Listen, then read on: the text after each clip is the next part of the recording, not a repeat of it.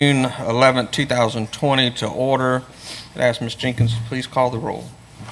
Mr. Richards? Present. Mr. Taylor? Yes, here. Mr. Saban? Here. Mr. Westmoreland? Present. Mr. Duncan? Here. Mr. Bush? Here. Mr. Moore? Here. Here. Mr. Mingus? Present. Our first item on the agenda is to consider approval of a low quote to purchase and install 4 pole-mounted fans in the Independence High School gym.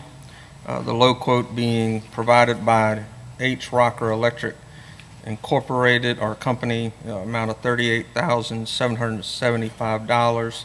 That is the administration's recommendation. Is there a motion to accept the administration's recommendation? I'll make that motion. Motion is made by Mrs. Bailey Simmons. Is there a second? Second. Second is made by Ms. Janice Richards. Mr. Schneiderbach, you have any additional information to provide about that project? No, just that we took bids, and the low bid was HR Rocker. Are there any questions from the board regarding the administration's recommendation? Mr. Mingus. Just wondering, what exactly is a pole-mounted fan? Well, these are going to be very similar to the fans we put over at the A-Meet Westside Gym. Because the gym ceiling is low, we can't hang a ceiling fan like we did at Ponchatoula High or A-Meet High. So we're going to mount these fans. They're 6-foot steel cage fans, and they'll be mounted up above the sitting area and on the side, the player side of the gym, up by the windows, and they'll be blowing air into the gym. Circulate the air, keep it cooler, especially during our hot months. Any other questions from the board? And that price obviously includes electrical hookup, everything, switches and everything. It includes the electrical hookup. It does not include any electrical expansion of service if needed. That's something we're going to do in-house if needed. I think Independence High needs that, but Independence Middle is fine, which is the next item on the agenda. So our in-house electrical staff will address any service entry electrical issue related with getting power to the fans. Ms. Jenkins, have we received any requests for public input? Yes, sir. All right. We'll call the question. Online voting is open.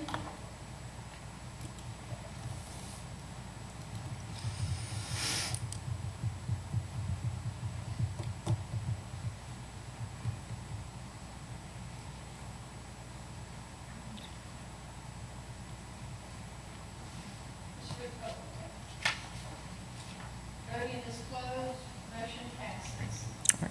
Next item on the agenda is to consider approval of the low quote to purchase and install 4 6-foot pole-mounted fans at the Independence Magnet School gym. That low quote being submitted by M&R Resources Incorporated in the amount of $38,867. That is the administration's recommendation. Is there a motion to accept the administration's recommendation? So move. Motion is made by Mr. Toller. Second. Second is made by Mr. Westmoreland. Is there any additional information to provide Mr. Schneiderbach? No, sir. Just again, this is pole-mounted fans in lieu of a ceiling fan because the height of the gym would not accommodate one large ceiling fan. Any questions from the board? Any public input? We'll call the question. Online voting is open.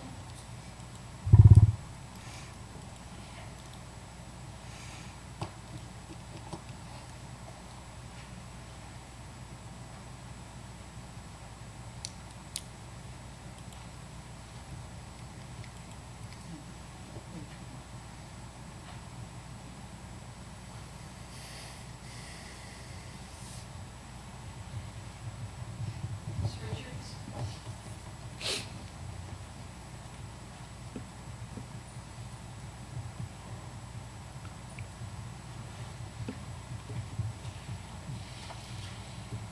Yeah.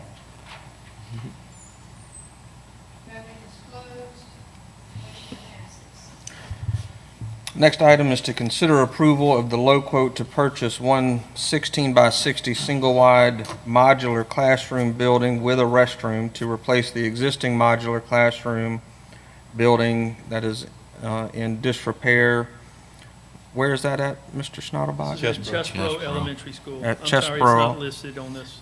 Chesbro Elementary School, that low quote being provided by Mobile and Modular in the amount of $43,066. It is the administration's recommendation to approve that low quote. Is there a motion to approve the administration's recommendation? Motion to approve. Moved by Mr. Tolar. Is there a second? Second. Second by Mr. Westmoreland. Mr. Schnottelbach, do you have any additional information? Yes, on this that? building is in disrepair, was in disrepair last year, should have been replaced last summer, we couldn't get it done in time. The school, the administration looked at leasing a building in lieu of purchase and found that leasing was not the best option.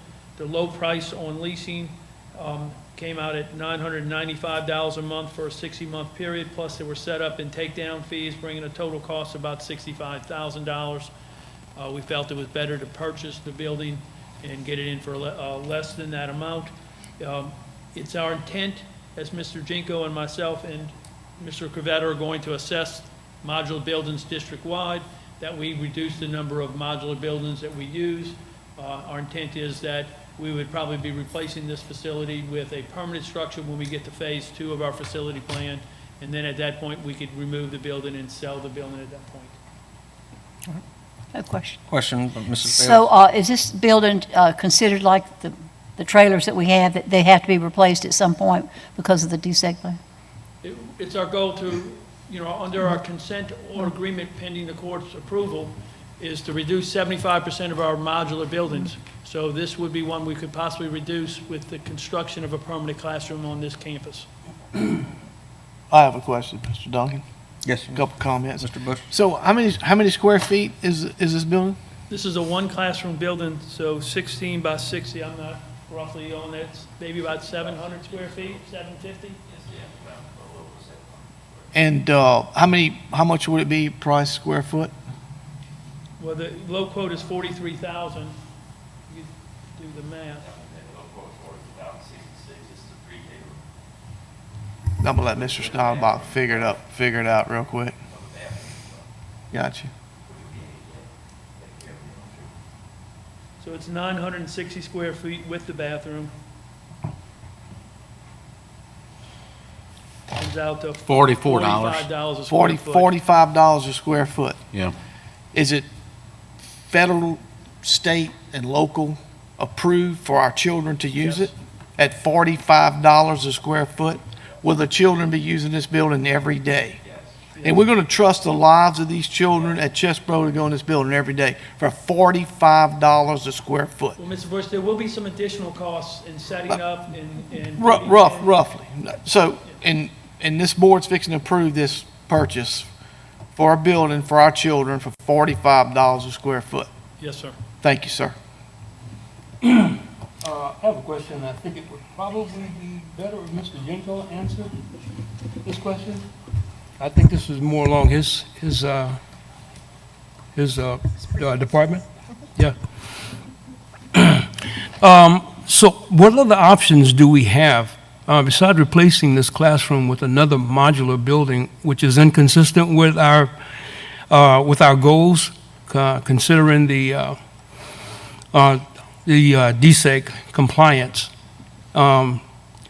Why have we not considered using some of the extra space that we have, instead of putting another building on this campus?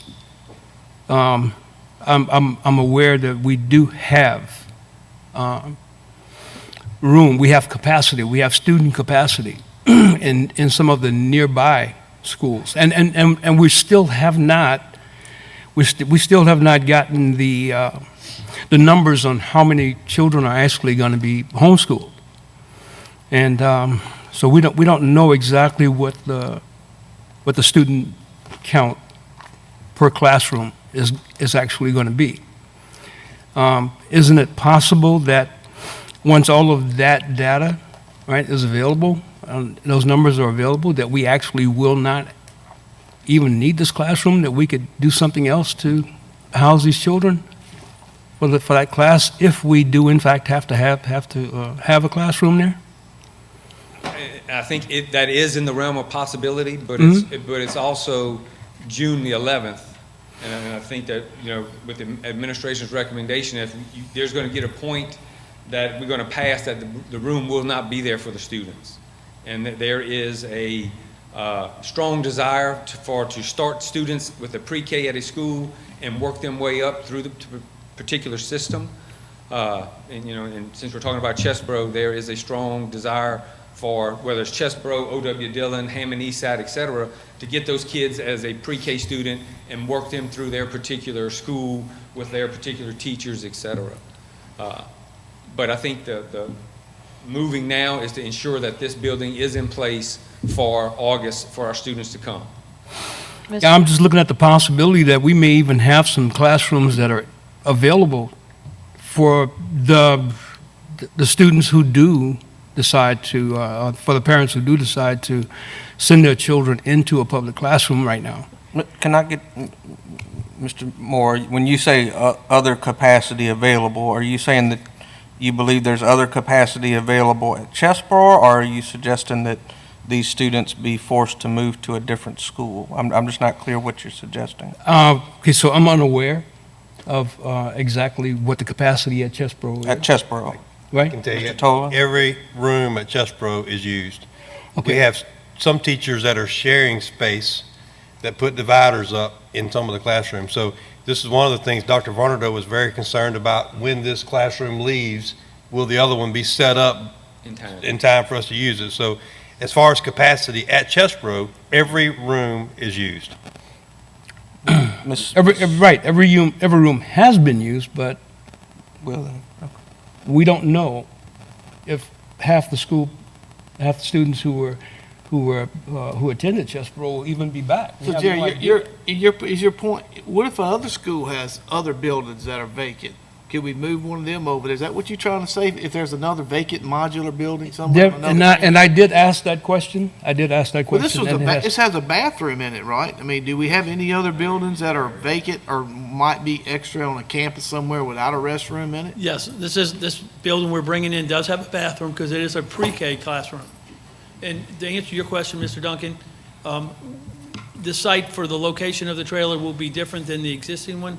So we will have, and Mr. Dinkle, we may have some lap over for the start of the school year. It's our hope to have it in place, but if it doesn't, there'll still be, the other one will be on there and be removed after the new building is set up. It kind But- of gets you thinking, though, we're trying to get rid of them. Right. Do we have any extra ones that are Well, that's empty that we can use instead of buying a new one? I mean, because I'm mindful of the fact that we did discuss this at one point in time, and we do have some buildings that are being used for storage.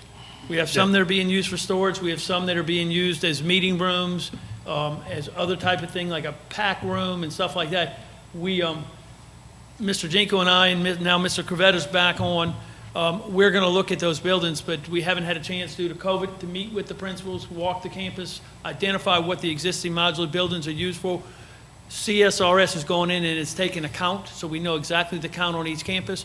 They've assumed what the buildings are used for by looking in the window and trying to determine, but without meeting with the administrator, going over their need for that modular building. It'd be presumptuous on our part to assume that this building could be removed without having that conversation with the administrator on site.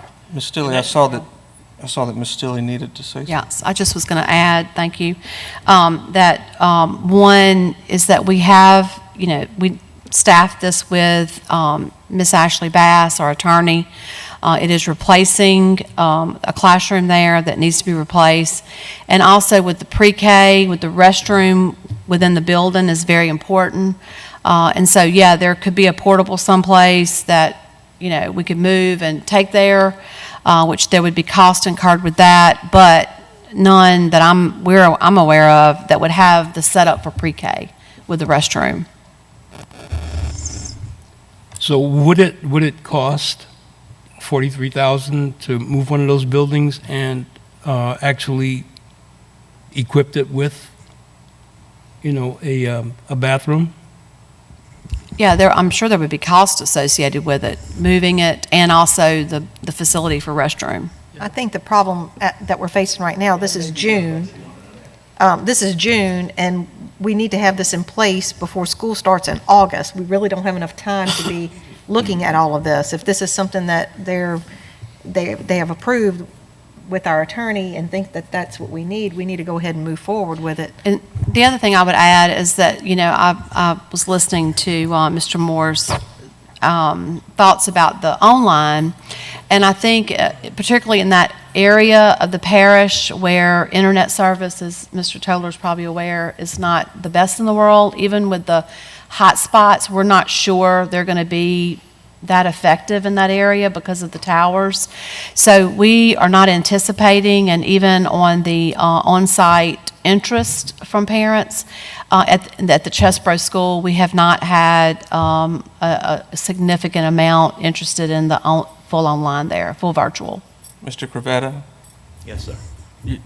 First of all, to answer your question, Mr. Bush, is that this building has great integrity. I've used this vendor before, and actually has some of the highest quality buildings I've seen in my tenure in this position in the last 5 years. So I would put my child in it in a heartbeat. Good to it's know. a very good quality building. While you tell me, what would turn this into not a modular classroom? What's What that would again? make it not a modular classroom? If we poured a slab and took the floor out and put it on a slab, Well, you would it said- not be considered a modular classroom? Well, Modular. if you're going to pour a slab, then that's a whole new realm, and that's going into a whole architectural plan of the entire campus. It's just and like a brings- hypothetical brings- question. Huh? Hypothetical, would that make it permanent on our classrooms if we put buildings on slabs and these same type of buildings that we're spending $45 a square foot for? If we put it on a slab and took the floor out and made it on a slab, would it be a permanent structure on our campus? Well, if you put a slab, it probably would, but we're kind of in a transitional process here. Yeah, thank you. I mean, I'm just, You know. The way the Thinking- court has thinking defined your that, the way the court has defined that in the past is if you haul it in and haul it out, it's modular. So even if, Mr. Bush, even if you haul it in, and I'm assuming put it on a slab and anchor it, as far as the court's considered, it's still a modular building, unfortunately. In relation to the other question that was brought up, it was about moving a building from another campus and such. I've been in extensive talks and everything with Ms. Varnado from prior to my sick leave to now. And we've also looked across the system and such, but this is a custom building. It is a little different size from the other buildings. And at the same time, not only is we'll have an ADA restroom and be up to code. And you mentioned code before. This building's made for state fire marshal code in several of the southern states, and specifically to the state of Louisiana. So all that'll be covered as well. But you were talking about the movement of the building. In the movement of the building, I could spend as much as $5,000 moving a much smaller building. Easy. That would be like a minimum. A minimum would be $5,000. To move a building into here, if there was one available, it would be over $10,000, and that's not even dealing with the skirting, and that's not even dealing with a restroom, and a restroom would probably cost me another $5,000. Easy.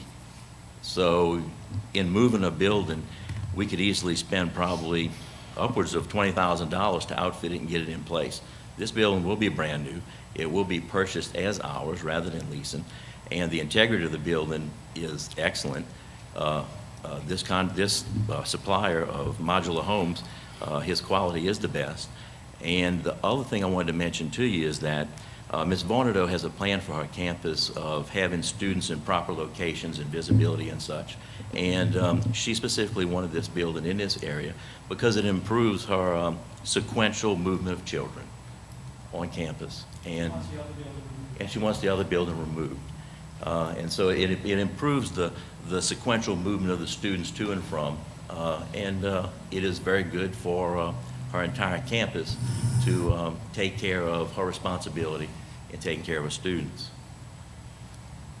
And to be clear, Mr. Cravetta, you're not aware of an existing building that we currently own that has a bathroom in the classroom and that is not currently being used? No, I've been Okay. through these buildings from the 2016 student assignment program that we did, and I've been through these buildings over and over, and there's not one that I can think of in my mind from everything that I've done that I would bring into this campus, that I would want on that campus for those children in that pre-K, and therefore my answer to that is no. Okay.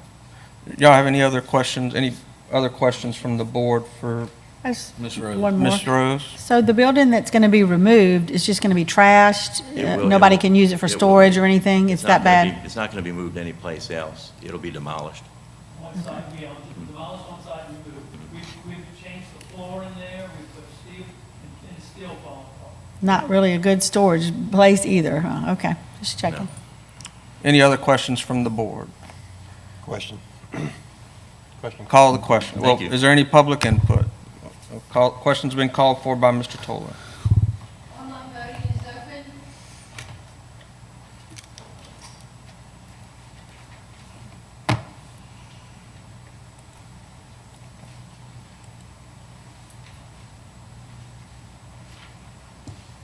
Voting is closed.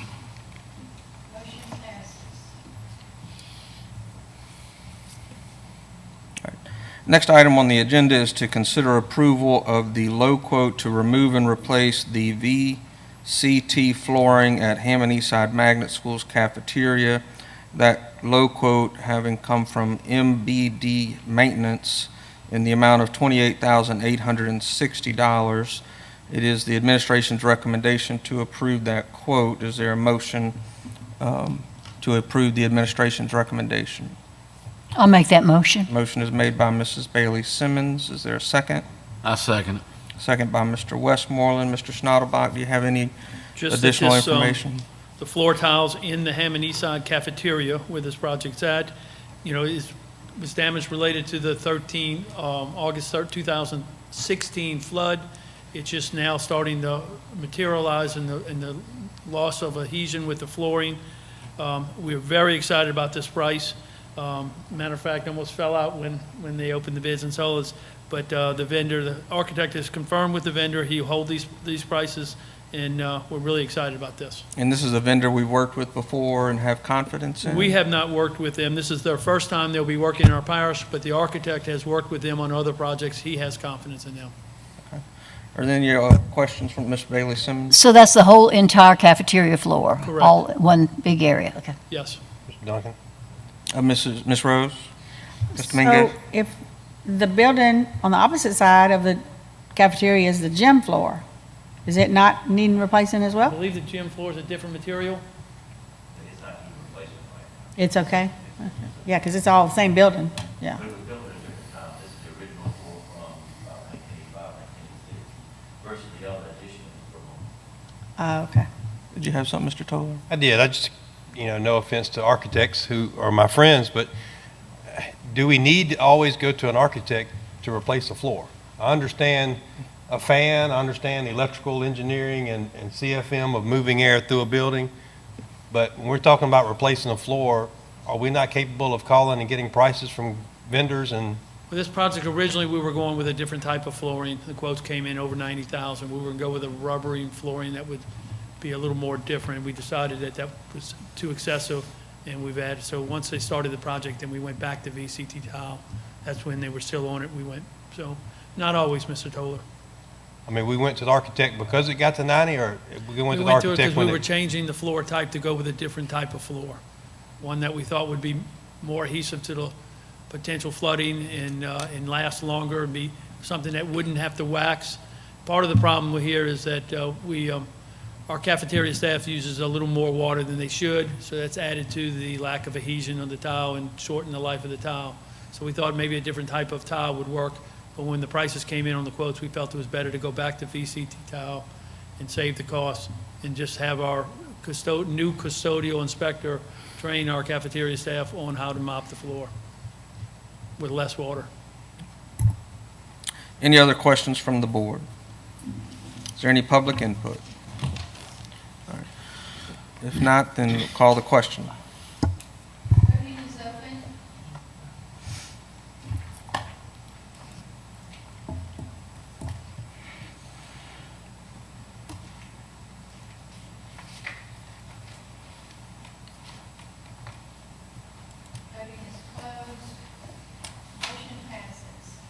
All right, there being no other items to, Ms. Bailey? Okay, Mr. Schnatterbach, would you update us on the crosswalk in Laranger?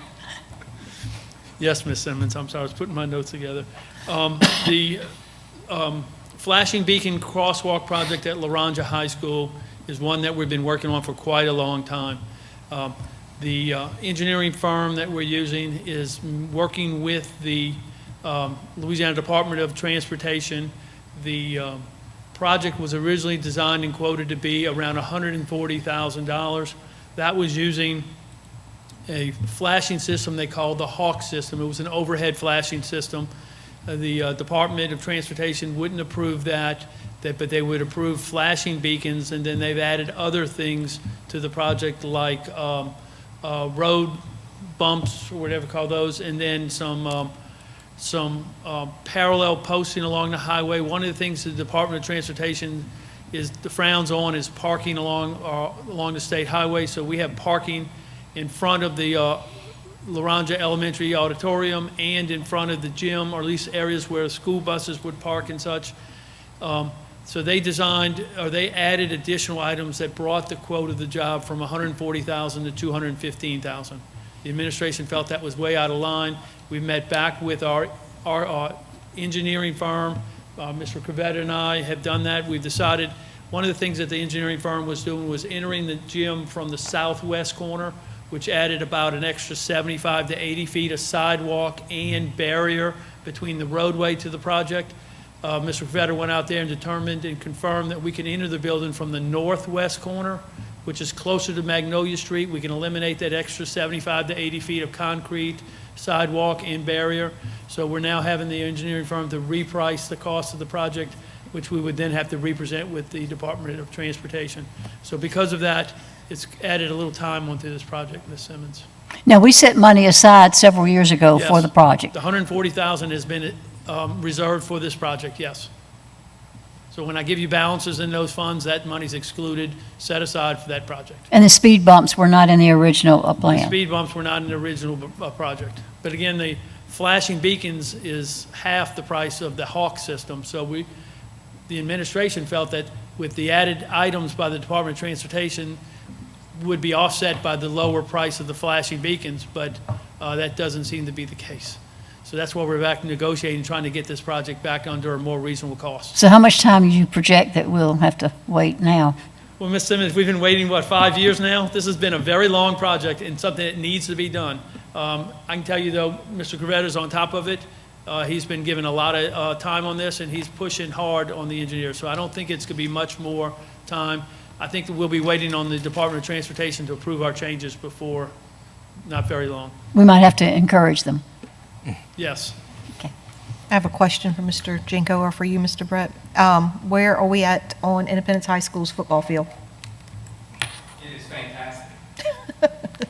I haven't heard from Coach, that's why I'm asking. I personally will tell you it's fantastic. Okay. And the great news is they did not have to spend a lot of the money that they received because of the debacle they went through with the lights.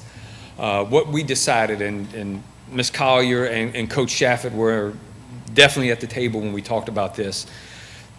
You know, they were given a check of some money to fix the field. Coach Shaffett at the beginning wanted to disc up the entire field, bring in whatever needed to be brought in, fix the sprinkler system, sprig the ground, and get it running. This was all before COVID hit. When COVID hit, he began to think a little bit and realized that he is going to have to still take care of the lack of money from his concessions related to the fundraisers. His 2 festivals were taken away. He also had to realize that he was going to recondition helmets, shoulder pads, etc., and was not sure what fall looked like as far as fields and so forth. So with the help of Mr. Bracey, Mr. Crevetta, Mr. Schnatterbach, and everyone else, we've kind of come up with a plan to where we have smoothed out the ruts. We've added sand. Layer 1 of sand has been down. We've been getting a lot of water. Phase 2 begins next week with more sand, more fertilizer. You will not know that the field was messed up when you go there in August for the first football game. As you pass by, you may see a little sand. And I know there is a bad connotation with sand from what you went through last year, but this is the good sand. This is the sand that's going to promote green grass growth. There'll be no ruts, et cetera. They've been cutting the grass, and the comments are they're not being jostled around the way they were last year. All right, good. I haven't heard from him, so I kind of That's figured good everything news. was, yeah, that was good news. Ms. Rose? Yeah, Mr. Schneiderbach, I'd called you a couple weeks ago about the construction company that was destroying the carpool line at Champ Cooper because of the drainage Yes. for the new subdivisions, or the Yes. sewage drainage for the new Sewer improvements, subdivisions. yes. Mr. Cravetta can bring about that. He actually went outside and talked with the contractor. Yes, Mr. Dominguez, that's Richard Price Construction from Denham Springs. I had talks with them and also talked with the Drainage District, with, shoot, I'm trying to think of the other guy at the Drainage District. Works with Spangler's engineering firm. And as of yesterday, because I was there yesterday after the rain, I actually took a bunch of photos. I wasn't able to print them out yet, because once I did, I was going to get them to you to show the progress that's been made. I know it looked pretty rough. It's gotten better, but the best thing is that it's draining. And we have Champ Cooper draining right now on Highway 445 like it never drained before. That's good. And in order to do that, we had to take out one entrance that we were not using to the school property. And then our cement apron pad was taken out in the process. And then they also went in front of the fire station and were able to tend to their driveways as well, because all that water goes south. It goes in front of the fire department, the 8th Ward Fire Department, and then it has to cross 445. And I have pictures of everything from yesterday where they're draining perfectly. Now, what they did do is on the apron that you're probably concerned about, that was a cement apron, they have set the culverts in place. They put in the proper stone and the proper compaction and everything with that. And then rest assured, in talking to the engineer and to Richard Price Construction, that prior to the start of the school year, they're going to give me a timeline. They're going to replace all the concrete. They're also going to replace the fencing that parallels Highway 445 and top off the entire drive and make sure it's all back to its original state as far as the driveway itself. So the project is going along well. Also with the sewer connection, because we embarked with the sewage district, and they bought the property, correct? Which is on the Champ Cooper property, and there's going to be a lift station there. So that lift station, the foundation of that lift station is sitting, and it'll probably be 2021 before we're actually to tap into that sewer lift station to get away from our wastewater treatment that we're currently doing on our own, which will save us money, and we will actually use the new sewer district services, which will use their lift station, which brings that south and actually goes all the way back to CC Road. So it does look better today than it did the other day. It is draining properly. They have compacted the culverts and such, and then the next thing that's forthcoming will be fixing the driveway, putting up the fence that they took down, and then eventually the last thing they probably will do is the cement apron, because there's no use to bring undue construction activity across that concrete, and it'll probably be the final thing that'll be done. So we can look forward to better drainage there than what we initially had, because the water used to sit, as you well know, right there closer to the school where you're going by the cafeteria and such. So I am in contact with the engineer, Spangler Engineering, and their firm, and they've done an excellent job of keeping Richard Price Construction to task for what they're doing. And I've also met with Richard Price Construction for the foreman and everything that was on site for what they're doing. And I have the pictures and everything to prove what I saw the other day. And once I get those, once I send them, I have got to send them to my email from my phone. Then we'll have some good evidence that we can keep on file for the drainage that we've needed for so long, in addition to taking care of the culverts and everything else. That's good. Thank you so much, because they really have messed it up. They've given us the assurance it would be And done before school. they originally were not going to repair it back to how it was with the cement aprons and all, so I guess you going and talking to them probably helped, so thank you for that. I appreciate y'all staying on top of it. Okay. Nothing else to come before the committee. This meeting is adjourned.